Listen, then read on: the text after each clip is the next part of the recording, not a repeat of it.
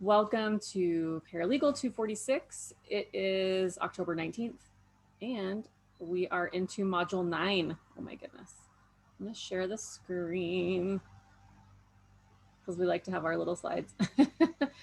Anyway, today's not too big, but our agenda for today, discussion board review, Professor Manzano, and then we'll go through Lexis and look at kind of your upcoming assignment and get to work. So Rick, I'm going to stop sharing and let you take it away. I just want to say that I did go through and grade the discussion board this afternoon, and I was very pleased as a group. Everybody did extremely well. Just a couple things to point out. Uh, the instructions again said, I'm trying to instill in you that whenever you're asked for information, you need to let the person asking for it, and I'm talking about in this scenario, but it really goes beyond just in a law office or education, need to let us know why I should believe your information. Why should I believe your information to be true? And the other thing is on discussions. It, I, a number of people scored much higher at the end because I read, everybody's posts all the way through because they did a second post replacing their first post. They said, here's my revision to my post. And then they'd say, something like, thank you to Raymond for pointing this out to me, or, they, like I asked you to, so you're not just copying somebody else's work. And because when I looked at their first posts, they maybe were missing things, or people pointed out to you, you guys were working very well as a team, where you said, you're supposed to have a second post and explain how the process you use to gather this information. Well, in the memo itself, it said, make sure that Professor Robinson understands that the information is valid, that it's current. And I was glad to see that 99% of you ended up at the California State Bar website. And the reason that made me very pleased is because, as far as I'm concerned, that's the only reliable source for information that we were requesting on a particular attorney. And the reason I think it's reliable is, as I told you last week, the Business and Professions Code and the California Rules of Professional Conduct require the attorney to keep it current. I think we have something like 30 or 45 days from any change to make sure that the website's up to date. And, as I say, that to me is really the only valid website, because as a couple of you pointed out, almost everybody in here has given Kristen a bad phone number. So, sorry, Kristen. And the reason for that is because we did some reorganization in our office, and nobody told me that they were no longer using that particular number. They'd let that one go because they did some new numbers and some other things. And so unfortunately, it's only something that happened in the last 2 weeks. So I'm still current. And so if you go and check the CalBar website, you'll see there's a different phone number. The one that will be answered is at the bankruptcy office. That's where the paralegals are right now.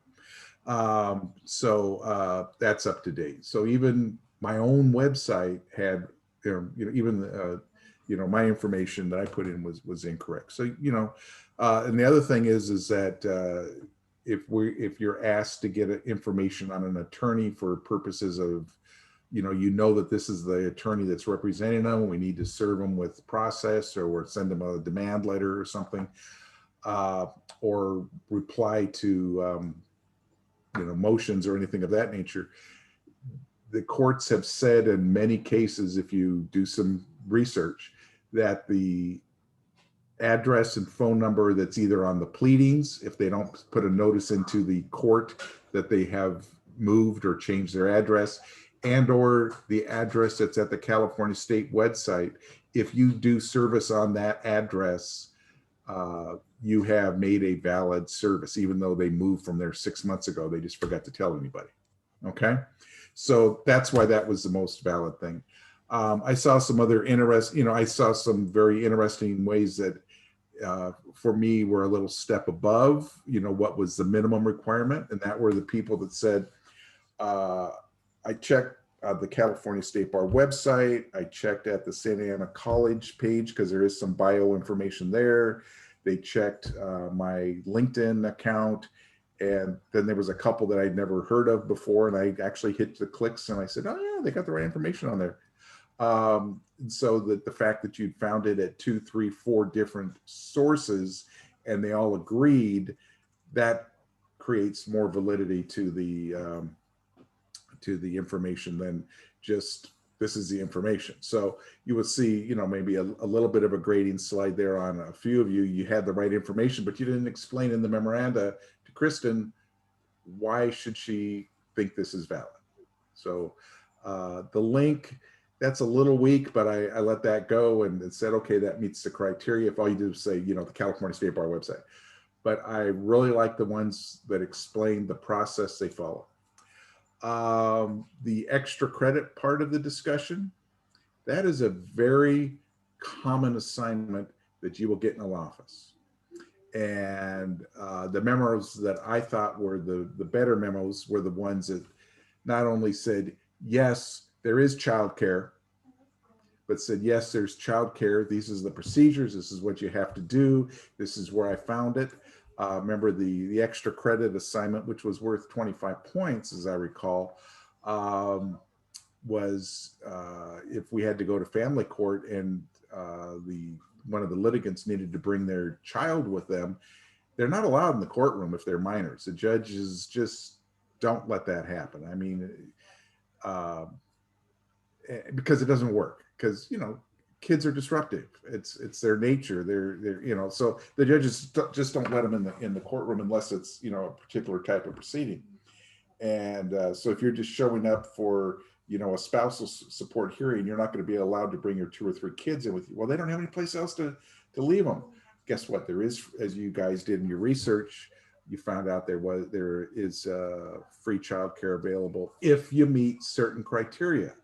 So if you just said to me, yes, so I show up with my kid that's in diapers, can somebody tell me what are they going to do? Well, Janet, you gave the right answer, so why don't you tell us? Go ahead and unmute yourself. What is what's the requirement is for the child to be actually potty trained. Yeah. So no pull-ups, no diapers. Okay. Not everybody told me that. So now Kristen's told our client, yeah, show up with your toddler. You made her look bad. Is she going to be happy with you? Especially since she had to go up and say to the judge, I need to request a continuance. Well, counsel, this is the 3rd time. Where's your client? She's downstairs with her kids. You mean that screaming kid that was here last time? No. Why can't you follow the rules, counsel? You don't like those type of things. So yeah, give her all the information that she needs. This isn't what can I do the minimum to get a grade. I'm trying to give you real life experience, and this is what you get in the office. I've been practicing for, as you notice now, 37 years. And when I ask for information, I expect to be told everything. You can never tell me too much, okay? Because sometimes it's that one little thing that I didn't think to ask, and you gave me that information that's going to make or break the day. So the discussion went really good. So keep that up. These are, we'll be doing some more of these. And we're practicing our inner office memo format, which is different than our final project, which is what we call law office memoranda usually, which is where we'll be getting into in the next couple of weeks. So remember, we're taking baby steps here, and we're going to build up to a full run at the end of the semester. You will see the volume stepping up a little bit on what you need to do. Empezado por el amor porque soy ABC. No, porque como soy de la computadora. Hey, Jesus, yeah, thank you. See, I can tell who it is because you light up. Yeah. Any questions on that assignment that we just did? As I said, overall, very good job. Now, here's my advice. I make you read a minimum of 3. but you should read everybody's posts. Because how many of you, if you can just, what's that? You like to do a 1 for a yes, a 2 for a no? How many of you, when you read other people's posts, said, either I feel good because I know I'm agreeing with everybody else, or gee, you guys came up with different information than I did. Maybe I better go back and look at what I was doing. I don't see anything. Nothing's happening in the chat here. What was the 1 and the 2? 1 was yes, I felt better after reading the posts, or I got information, and 2 was nah, I didn't get anything out of it.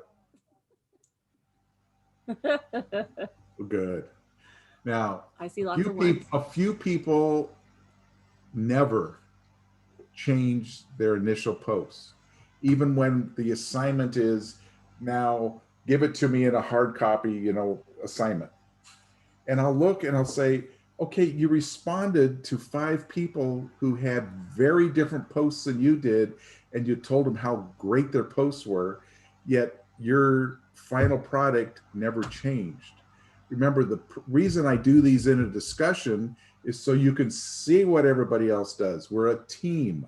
We're working together as a team to learn this material, to get this material done, just like you do in a law office. I mean, the professors here at the college, we have a team, using Microsoft Teams. We have one for the division.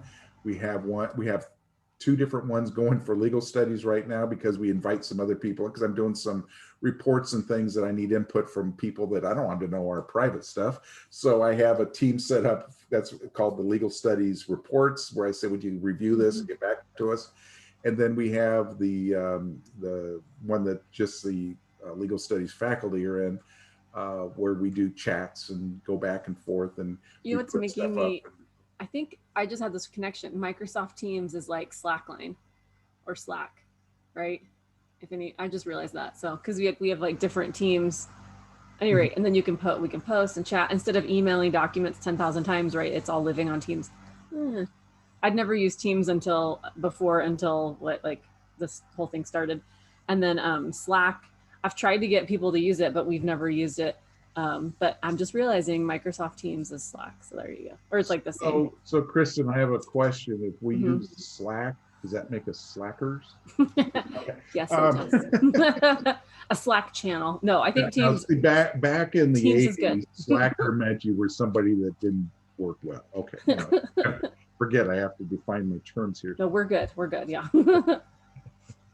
Okay. Any questions on our discussion from this last week?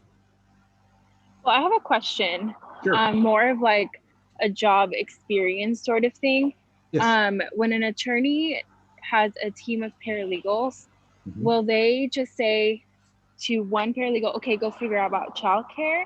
Or will it be to a group of paralegals and then the paralegals work together to find that? Or does it depend on the size of the firm? Not even that. It depends on the attorney you're working for. Different people use paralegals differently. And it depends on the level of the team that you have put together too. Because I can tell you right now, having worked on some major litigation with my brother, he's 99% his paralegal team. He had 2 or 3 people put together. He would have a team meeting. At the time, he was actually living in Mammoth, and our law offices was up in Mammoth at the beginning. And he would, every once in a while, because our team was spread out all over California, he would bring the paralegals up for a week and put them up in a nice hotel and stuff. But they would, for their families to do things, because during the day they were all in the office, working together, getting their assignments, and then the paralegals would all work together. And I know some other people that, the paralegal is basically what we used to call a legal secretary. I would dictate, I would, say, make my appointments, contact the, which is, the paralegal has evolved from that into more of an independent thinking person and a team of that nature. So again, it's going to depend on the personality of the attorney that you work for. I know some lawyers that use their law clerks, which would be your first and second year law students, and their paralegals that are good at research, to do all of their research. and other attorneys say, I have to do my own research. I can't trust anybody else to do it. Again, doesn't matter whether they're, you know, it could be that if you're in a large firm, they tell you this is what you're using, you know, because the bigger the firms are, the more structured they tend to be. The smaller, the little boutique firms tend to be a little more the personalities of the different people. So I sound like an attorney. I didn't answer your question. It depends. It depends on the firm, and Yeah. also there might be practice guides that would even tell you like what that kind of thing is for each county. And once you've done it once, like you're all going to know the answer. You know, once you've looked it up for one client, if you're in family law where you have a lot of clients with kids, right, that are coming in, you're going to know that answer. If you're in corporate large civil litigation, like I can tell you my experience working in a downtown law firm in downtown LA, in DC, we never had, you know, a client with a child care issue because the clients were, you know, every big corporation, big railroads, pharmaceutical companies, you know what I mean? They may have had other problems. So it might just depend on the practice area you're in, or if you're dealing with children, things like that, it might come up a lot more. So, but I think it's one of those things, once you kind of know the answer, you'll know, but it could depend on how your firm operates, what the structure is, how many people there are. You know, someone might have an aptitude, might be good at like knowing exactly where to look. So that might be the thing they always do, you know. Yeah, I mean, I can tell. I'd tell our paralegal manager, hey, I need to know if there's childcare Yeah. at the courthouse for my client, and the Mhm. person that gets back to me is not her. Yeah. You know, it's one of the other members of the team gets back to me with a memo and says, per your request, da da da da da da, and of course they know which file to bill and and things of that nature. Billable hours, you know. Yeah, Thank you. you're welcome. Any other questions? Okay. What's next on our agenda? I think next on the agenda is the Alexis Review Search Review. I sound like a announcer. Okay, so your assignment, let me share the screen. Doop. Your assignment for this week. Okay, I think you guys can see the discussion board, the big assignment here. You scroll up. Right, so, and I love Rick's got his keep calm and make it happen. So your discussion board assignment for this week is to kind of, it's a 2-in-1. You're going to find some cases on Lexis, and then you're going to prepare a case brief for each case that you find. And you'll want to save a copy and all that good stuff because you're going to need it later. But for this week, it's just finding the cases and then doing a case brief. So from my understanding, and Rick, jump in if I'm wrong here, you're not yet applying these cases to our hypothetical. You're just going to find them, read them, and do a brief of these cases. Do I have that correct? Now remember, we have the discussion and the assignment that you're actually going to turn yours in on, because that's the part that we're going to, you know, there are two assignments that are basically, assignment number 2 is just your final of your cases, you know, because during the discussion you might change things 4, 5, 6 times. I don't want to figure out which one's your final one, so I'm having you turn your final one in for me to actually look at. Mm-hmm. And read the directions on both, because they are intertwined, because, you know, like the preparation for the assignment says participate in the finding cases on Lexis discussion, where you're asked to find the following cases, same cases. And you notice I didn't give you all of the citation, because part of what you're going to be doing is giving us, you know, the full citation for Trader Joe versus Progressive. And we also want the parallel citation. Remember, we talked about that the last couple times. And part of this is you're prepping your cases that you will be using in our memo. These are cases that I know will apply to the facts, and you might be doing a little additional research, but the key thing is at this stage, we're sort of helping you by saying, let's start with these, because these will be a good starting point. And a lot of times when you do research, it's because you're given a case or two and they say, let's find out how this really applies to us, or if it's out of another jurisdiction or something of that nature. Okay, so thank you. Yeah, because I knew there was the assignment. So you're gonna the discussion board, but then here's the assignment where you're going to attach your case briefs. Okay, so again, these are you have 5 cases, right? So there you go. Now, what I am going to, and then Rick, are they putting this answer right here? Oh, this is just describe your experience using Lexis. So that should be pretty straightforward. So the briefs and then reflect on how it was to use Yeah. Lexis. Remember what I told you last week about instructions? Mm-hmm. I purposefully changed the way we're doing it this time. So I'm not going to go into what's different. I want you to read the instructions and make sure you follow them, because that will be a major thing. And again, it's because dealing with the courts, if you don't follow the instructions to the letter, can be fatal to your case. Sometimes I guess you're doing criminal law, could be to your client also, but you know. Yeah.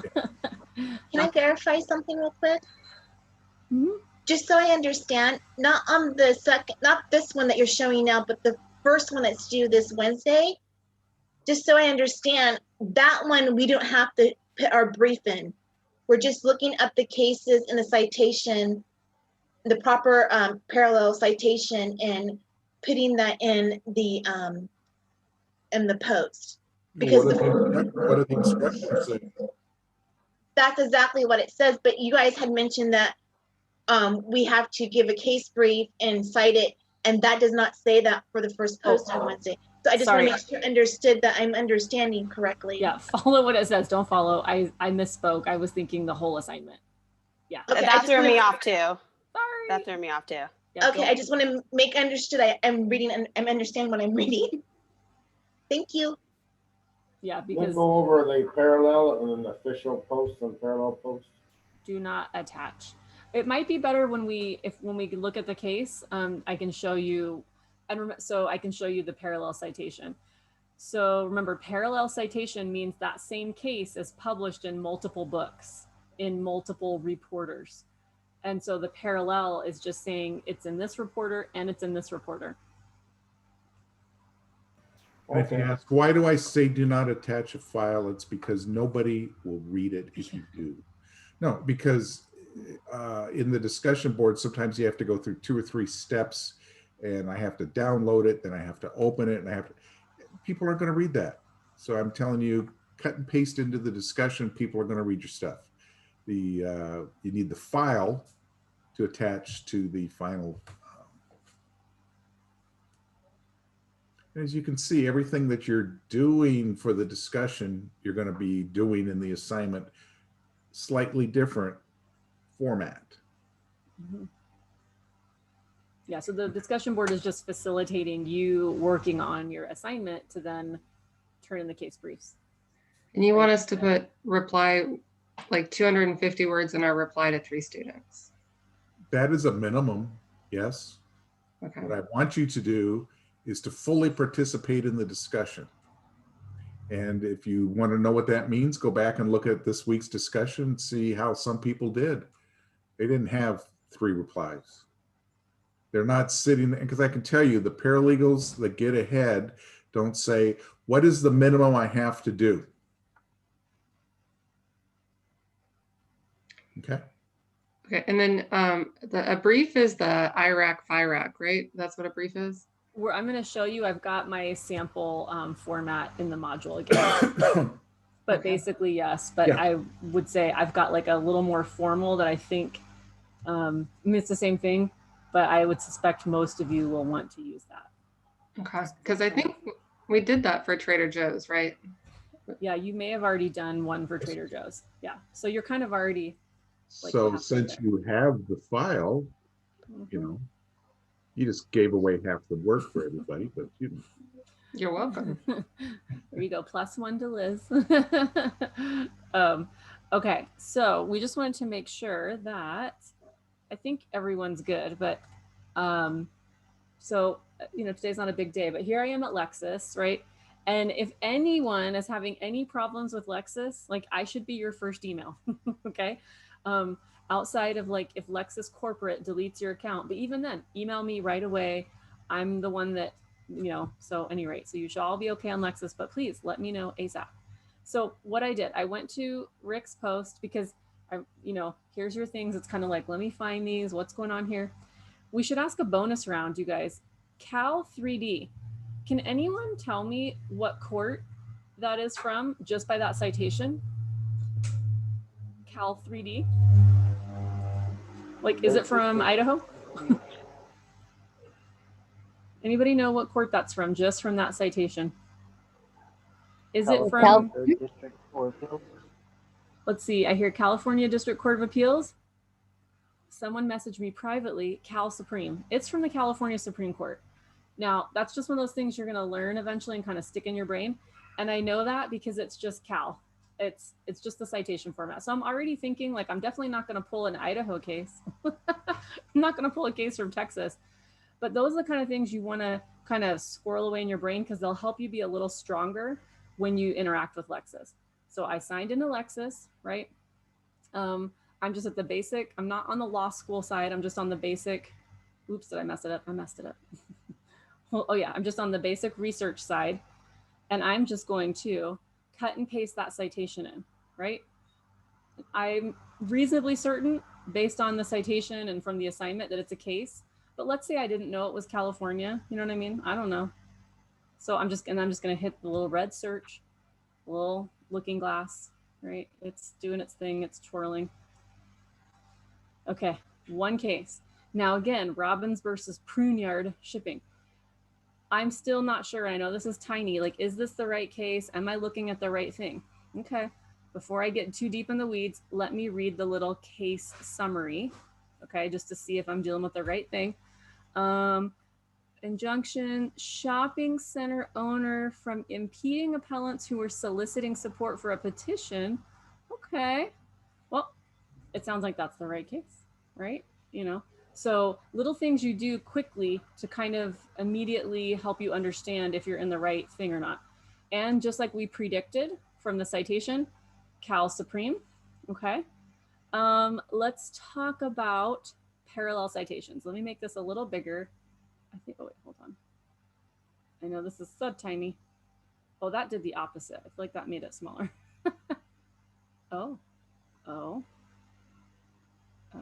Oh my gosh, this is cool. Okay, hold on. Okay, can you guys see that a little better now? Is that bigger? Is that still, did you guys see I used that little pop out? Okay, Yes. Drop a 3 if it's bigger to see. Okay, yes, okay. Because I want to show you the parallel citations. So reporter, so it's saying it's going to be in these reporters, like these books, okay, different book series. So it is in 23 Cal 3D, which by my brain and memory at this point, I know from looking in the yellow book that Cal is the abbreviation for California Reports. The only court cases in California Reports are Supreme Court, okay? And then, yes, you are writing your own brief, Liz, Elizabeth. And then they have these other citations, 592 P2D. I know from my brain that is Pacific Reporter, right? And they will include cases from California Supreme. It is also in Cal Reporter. Whoops, what happened with my little thing? I can't draw a straight line. It's also in Cal Reporter. Cal Reporter is the unofficial reports from Westlaw, and it includes Cal Supreme and California Courts of Appeal. Okay, but that means that's in there. And then it's Lexis notation. So the parallel citations you would include, I'm saying, Rick, do you have any information that you don't need to include the Lexis site? No, I just think they need the Cal and Cal Reporter. Yeah, so it would just be, and Pacific Reporter you could do as well. So. Because the only time I really see Pacific Reporter used is when you're dealing in federal court. Oh, yeah. And you're sort of telling, because back in the day, 37 years ago, the judge didn't have Lexis. They had just the books behind me. And a lot of the federal judges would only have the Pacific Reporter. They wouldn't have the Cal app or Cal. How do I know it's official parallel? Let's see here. I'm not exactly sure. what you mean by that. But so Gretchen, right here at the top, they're telling me all the other places where this exact case has been published, all the other books, like the books behind Rick, all the other books where it has been published.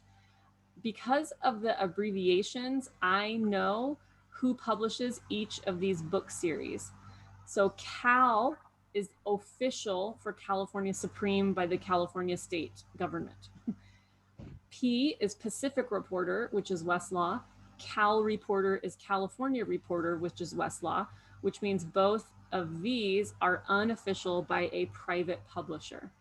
But okay, but so each one of these though is a book that this exact case can be found in. So if you went to a library, like a physical library, and you can, again, this is a little archaic at this point, but if you went to a physical library and you wanted to read the case, you could pull it from any one of these 3 books. Like this case would be in these 3 different books and you could read it in either one. Okay, so if I understand you correctly, because on the assignment it said, you know, official, unofficial, parallel. So the first one, the 23 Cal third, is the official document parallel. Then those 3 are the unofficial because they're written in other books. Yes. Well, remember from our readings a few weeks ago, it talked about the the official reporter is what is published by the state of California. Right. And for the California Supreme Court, it is Cal. Right. For the California Appellate Reports, it's Cal App. Okay. Everything else is a private publisher. Remember, Cal won't have any head notes in it. California Reporter does. Yeah, so it's a little bit like you have to Which understand is the the publisher. publisher's summaries and things. So why are you crossing out the Lexis and circling the Westlaw? Like, why the favorite? It's just because the Lexis is really, it's Lexis's internal like publishing, because that's not in like a book, is my understanding. I think that's just their web. So I wouldn't include it. And I don't know why. I may have to go do some looking up, but like Rick's Gut is for sure you'd have to include this one. For sure you'd include Cal Reporter. You could include Pacific, but it's fine, but I would definitely not. And I think Rick agrees, include, I believe that is Lexis's own internal like web, because there used to be a time where they would have things on their website that wouldn't be published in books, if that makes sense. But so the traditional parallel citation would really just be this right here, and really just the first one and the third one. But just know we're getting way in the weeds. I don't know if anyone has ever thought this hard about a parallel citation before. Is it, they're color coded. So would we know that the red is official and the others are unofficial? I don't know if that means anything. My playing with the site is you're in Cal Reporter right now. If Kristen clicks, I think it's because I searched that. Oh, there you go. Okay, gotcha. Yep. Now you're watching. Now you're reading that. Too much into it. Mm-hmm. Yeah, exactly. Yeah, it's just telling me which one. I noticed everything else isn't changing, but yeah, so there's nothing to mean there. Okay, thank you. Okay. So hopefully, how are you guys feeling though? Because it's sort of like, you can start to see how all this stuff you're learning from the first few weeks it's you don't put that knowledge away. Like that's one of the things I say in my other classes too, in our study of the law, things start to fit together and roll and get bigger, so you can't kind of put stuff you learned from week 1 and 2 in a little box and never have to use it again, because it's going to wrap into stuff you're doing later, like understanding official versus unofficial and courts and different things. So hopefully, does that help you guys kind of refresh and go back to the importance of official, unofficial? And then the other reason it matters is that you would always list, if you want to get really specific, and some of you, who go to law school, you list official first, right? So when you do the parallel citation, it's official first and then unofficial second. So if that helps you, and sometimes you'll have, it'll be published maybe in something. Kevin's like, I understand. So just putting that out there, that's sometimes why you actually then have to know which one is official and which one is unofficial, because you officially should list the official first. And I don't think I've totally confused myself yet. So Rick, am I correct there on that one? I haven't gone crazy. Yes. They actually have them listed in the order that you should list them. Yeah. If you were doing all three. Sweet. Yeah. And it would probably be Cal, then Cal Reporter, then Pacific Reporter, but most likely. And Leanne says the video, yeah, the Lexis modules are so good. Like those Lexis videos are amazing. So I think that's really great. And you'll notice they've also, and I haven't read this anywhere that it's true, but I've noticed it in all the cases. The official reporter gets 1 star, and then the hierarchical order, Pacific Reporters 2, Cal Reporters 3. You know, so like when you get to, you know, others, which we understand here because this is what we've been practicing law for years. But, you know, years ago when I was representing an insurance company, there was a question because somebody had blown a statute of limitations in another state. I had to do research and write an opinion to the insurance company as to their exposure. And I was having to figure out, okay, which are the, you know, the official and unofficial reporters, which one's the Supreme Court. You know, I had to go through what you guys are going through right now because, you know, understand, I think part of what you know, remember the legislature is made up mostly of attorneys, right? That they purposefully try to make things confusing. And one of the biggest ones is like, let's take the 2 biggest states that have the most litigation, which are California and New York. Does anybody know what they call the trial court, just for a bonus, the trial court in New York? Kevin is correct. It is the Supreme Court. Well, I kind of added an extra E, but yeah. Oh, well, I can't spell, so it didn't matter. See, I rely on my paralegals to spell correctly, Kevin. So what you're saying is I didn't get the job. No, you didn't. That was the test. You spell the same way I do, you're out of here. Okay. Yeah, so, but this works, the idea, the way they have it set up works no matter where you're going. Okay. California style manual, Gretchen. Yep. Yeah, so the California style manual, the yellow. We talked, yeah. Go back to that module. We talked about that. AKA the yellow book. Okay, so I'm just going to quickly, I think most of you are going to be fine, but you know, it's great. We're having good conversation. So yes. We found the first one. So let's do the second one. Partly, you know, we don't want anyone being stressed. There's Fashion Valley Mall. Now, again, here, I don't have any citation. So, I mean, this could be a case from Texas. It could be a case from California. It could be a case from anywhere. I don't know. You know, I'm just as curious as you.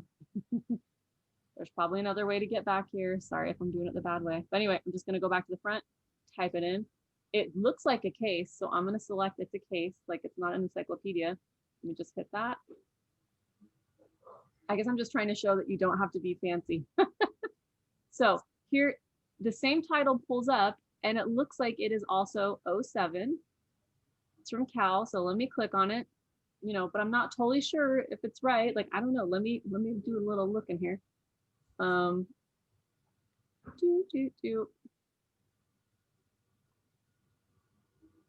This looks interesting to me, right?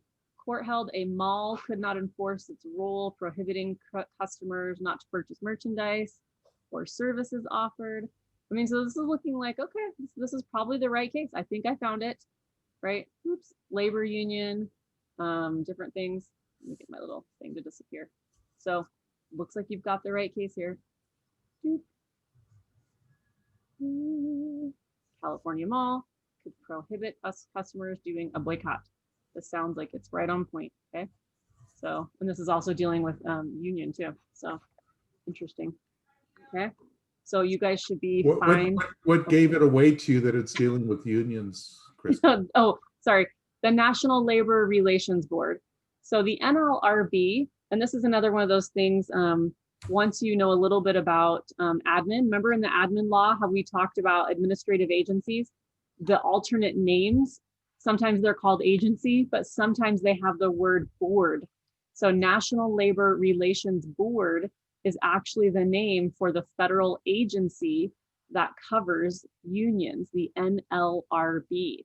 So if you know anything about employment law or unions or anything, they all at some point fall under the authority of the NLRB. And so any of those union cases always involve the NLRB. So I guess I already knew that. So there you go. But you can look that up. So it does, sometimes you're like, is that really a federal agency? It is. It just has the word board in it. But that is the name of the agency for that. And then, oh, you guys look right down here at the little head notes. You know, you always still want to read the case, but I see freedom of speech, shopping malls, public forum, right? So I'm like, wow, this looks, you know, again, like we are right on point, okay? So I think I found the right case. And the goal here is just to make sure that you guys, because you have to find these yourself. Now, another bonus round. Let's go to the next one. Cal App 4th. Dun, dun, dun, dun. Who can guess what court that is from? The citation says Cal App 4th. Appellate? Yes, right.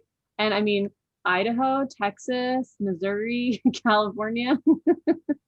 It looks like it's going to be California Court of Appeals. Okay.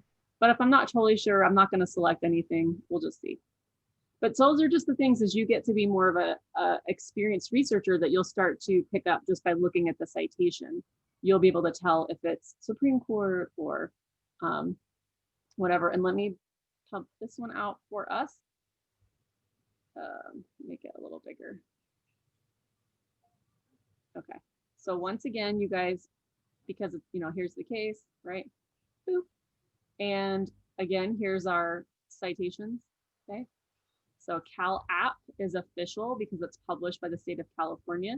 Cal Reporter, unofficial. So those would be your two for the parallel citation, okay? Hey, Kristen, how come Pacific Reporter is not here? Pacific Reporter only does, is it just California Supreme Court cases? Yes, so that's why. I was like, I'm not sure. So you will notice the hierarchy. California Court of Appeal. Cal Reporter is no longer 3 stars, it's 2. Oh, look at that. See, I didn't even know that right until you said that earlier. Okay, so there you guys go. I'm only a little confused about the starts by the different sources. Oh, is this stars? One Oh. means it's the official reporter. And then the stars tell you if you're going to be citing all 3 of them, which order you put them in. And when there was 4, it went up to 4 stars. Lexis was 4 stars. Yeah. Cal Reporter was 3. And this is something where we might need to, I mean, if I had a yellow book in front of me, I would check. It's possible the yellow book says you don't have to include Lexis. That might be what it is, Rick. I don't know. Somebody look it up. You definitely have to include like the parallel is these 2, but I don't know. Do you have to include, or do you, since it's got the 3 stars on it? I've never. Yeah, I mean, I don't. I've never had a judge jump on me, so. Yeah, so maybe you don't have to include that. But yeah, that's great. So they're even telling you that's the first one you list. That's the second one. If you do list it, that would be the 3rd. The only time, just note there, it mentions the Daily Journal. The Daily Journal will publish cases before they come out in the official reporter. Used to be in the day, you know, because they were printed. You didn't get them right away. The Daily Journal was on real cheap newspaper stuff, and you ended up tossing it when your regular stuff came. So the only time you would ever cite to them was when you don't have the full citation yet, because it hasn't been published. Well, but it's like your main legal newspaper that everybody gets. And so it does. So if you, sorry to clear all the things out of here. Yeah, so if you're working, most of your law firms will have subscriptions to the Daily Journal, right? Because they do announce like case decisions and things like that in there, all kinds of stuff. So. You'll have legal notices and things, and that type of stuff. So it's kind of the big leading legal paper. So good questions, you guys. Like, we're learning a lot in here. Okay, so let me go back. I think, do we have one case left to look at? Oh, I gotta pop out. Oh well. Okay, so then Planned Parenthood versus Wilson. So again, I know very little about this. I know you guys, it's super easy. I'm just gonna pop it in right here. It obviously looks like a case. I've already searched for it, but I'm just gonna do that. Let's see what happens. And you can see when I put the citation in, it gives me that exact case. But when I put in something less, right, it's giving me like kind of multiple things that might have similar names or, you know, similar things. But at the top is Planned Parenthood versus Wilson, California Court of Appeal, right? The little overview, First Amendment rights in a public forum. Sounds Everybody, like, please mute yourself. I'm Oh, getting yeah. some background noise. but so just from that, it sounds like this is the right case. You know, I'm not crazy, so let me, right, just gonna click on it.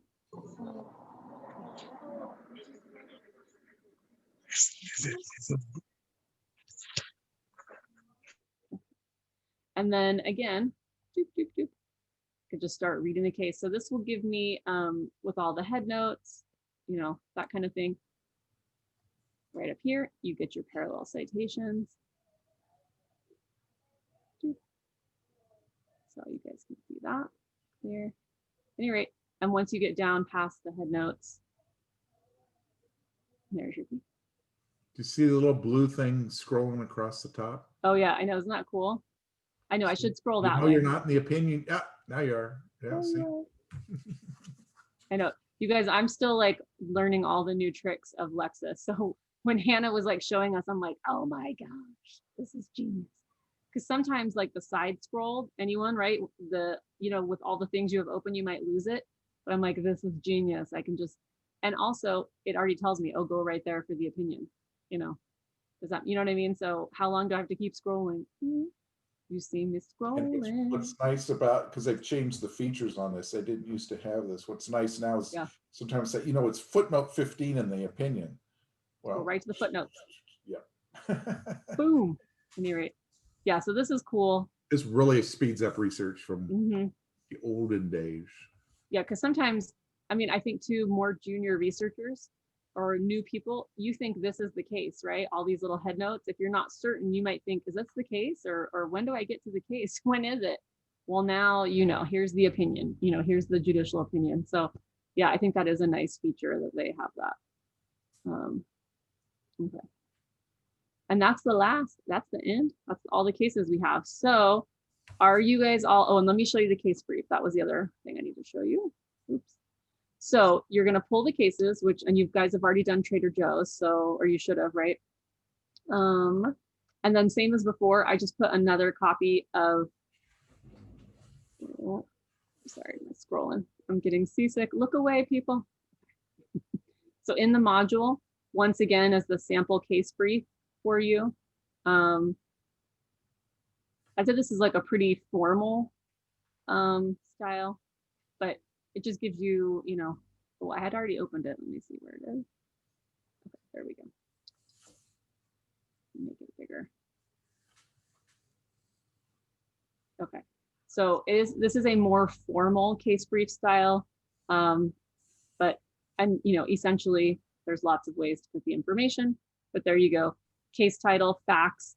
I don't know, Rick, do we want them to include procedural history? Do you have any thought on that? Well, the way I look at procedural history is that the reason you're reading the case?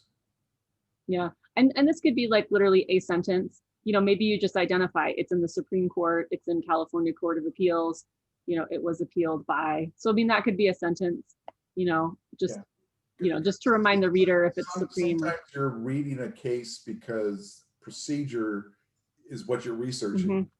You know, what happens if we miss the deadline date? What is it I have to do, or and that type of thing. And a lot, you know, because usually, and I'll tell you, for the reason we're looking at these cases is not for the procedures of how to get it through the court system.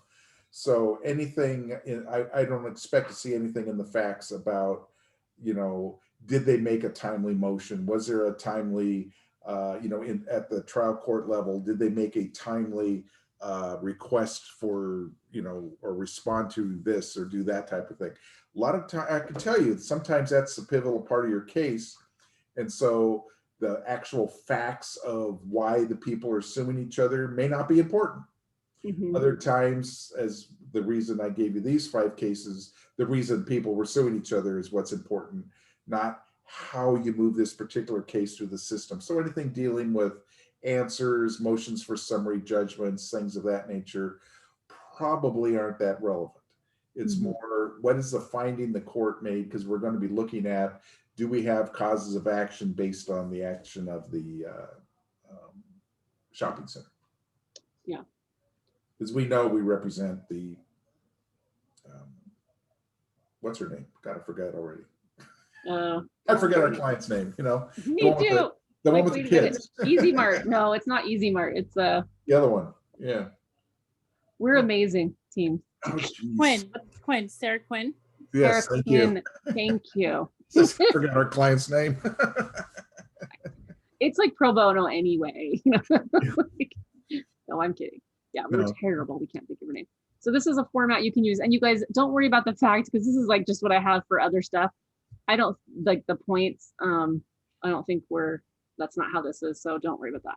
But maybe it does kind of show you the relative importance. Like obviously legal reasoning is the bigger part of why you're reading a brief, you know, like legal reasoning and then, you know, the holding, you know, I mean, these are kind of the big guys right here, you know, what was the question, what was the answer and why, you know what I mean? But sometimes I find people really want like a sample or a format.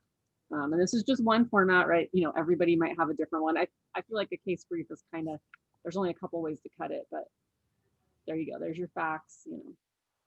So questions or comments?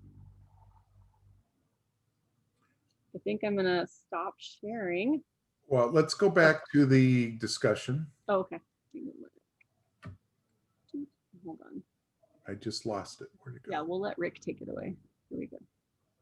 Well, just go down. Oh. The only thing you didn't look at was the additional instructions at the bottom of the discussion. If you go back to there.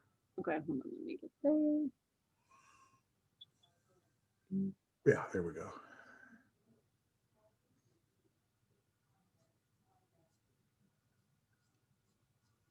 Okay, all the way down. After instructions, keep going. Additional instructions. Okay, so you're going to have your memo that you're going to cut and paste and put up on your first post. So in addition to that, explain the process you use to find the information and the issues encountered. You need to reply to a minimum of 3 students looking at what they're doing. And then after you've reviewed all of the students' posts, do a final post as a separate post and label the post training memo, address your memo to the training committee, and choose from all of the student memos that you read. So this is going to be at the end of the discussion, which one you think is the right memo and explain why you support this memo and why we should include it in the upcoming training session that you're also working on. So you're working on a committee in our law firm, as you're starting to notice, where you're supposed to be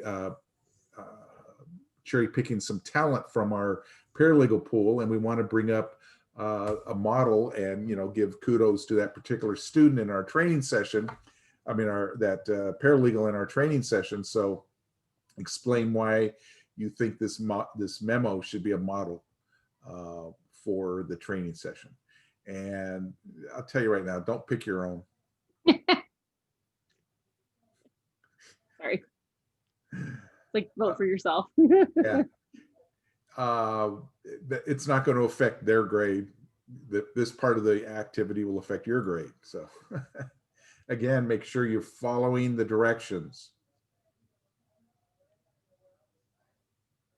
And one of the things you might start thinking about now, because a couple of you, you know, rightfully said, whoops, I forgot to come back and do that, the second post and things of that nature.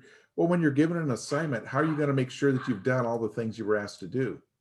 Should you maybe prepare a little plan for the assignment you've been given? Maybe make a checkoff list.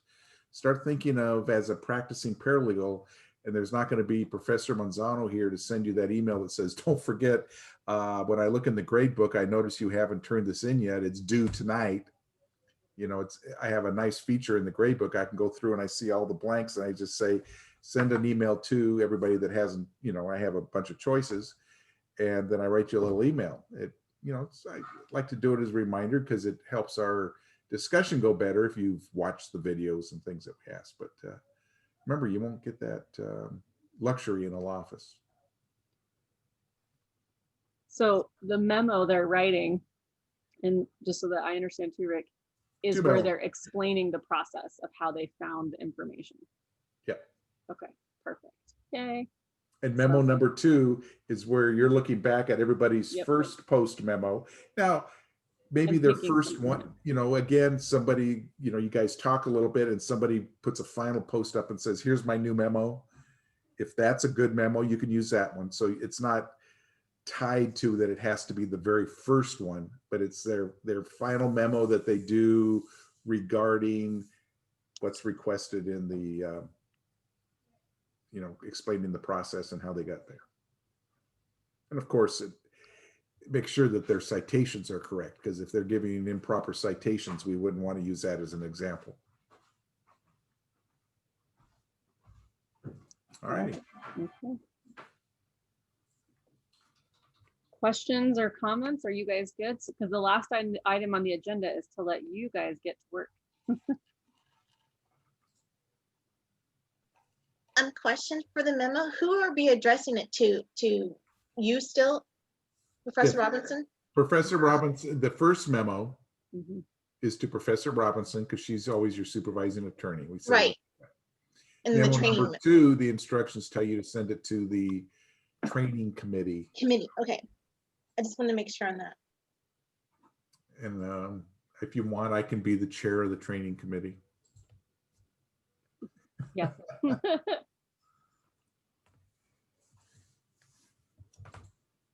The other questions or comments? Okay.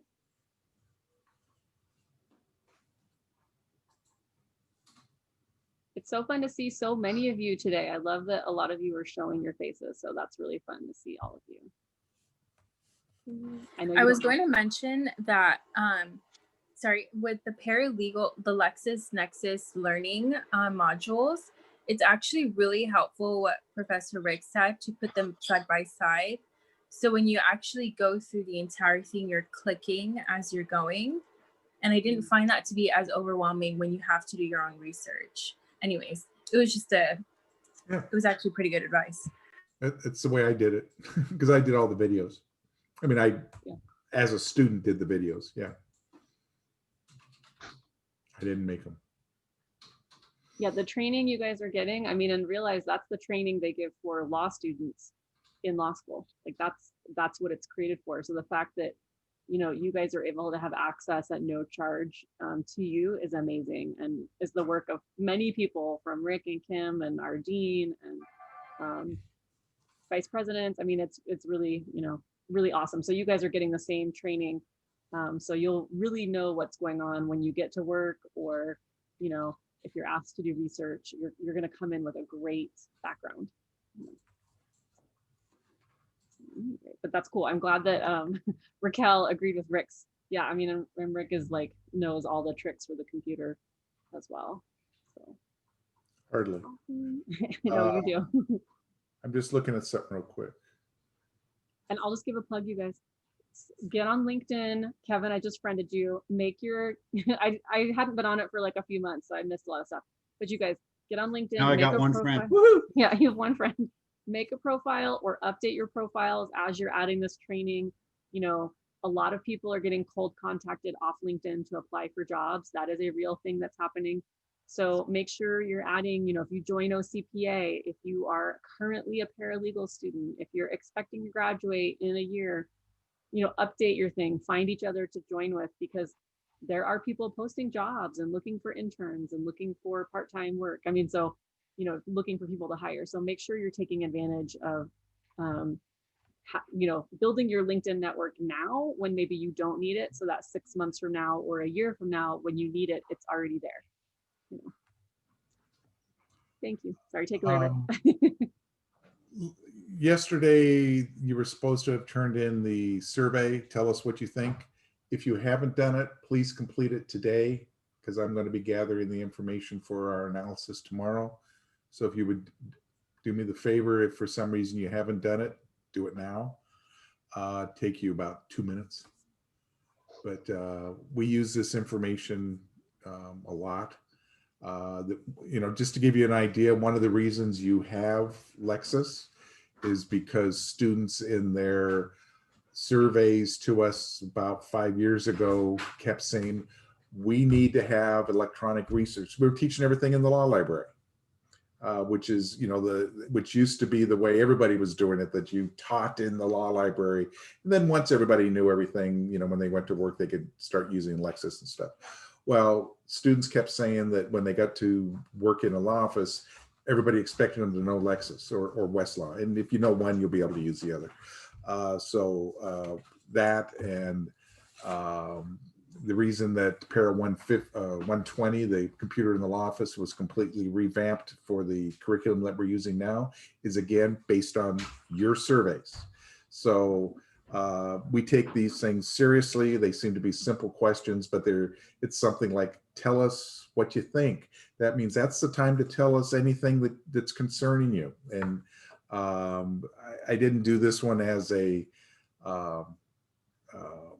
what do you call it, anonymous one. We'll do one before the end of the semester that way, but I don't read the names or anything when I'm reading them, so don't worry about that part.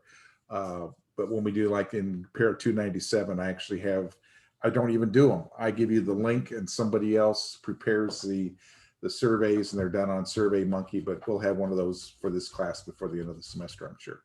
Yeah. Since we're still developing stuff. Because we got handed this at the end of last semester. So, yeah. All righty. And they cherry picked and gave us the best students, they told us, for this class, and it's so true. I'm happy. Yeah, this is a great class, you guys. Yeah. Yay. Hey, That's not good under the radar. Any rate, do you guys need anything else? Because I'll stop the recording. Any other questions, like, for the record? Okay, I'm gonna stop the recording. Very good.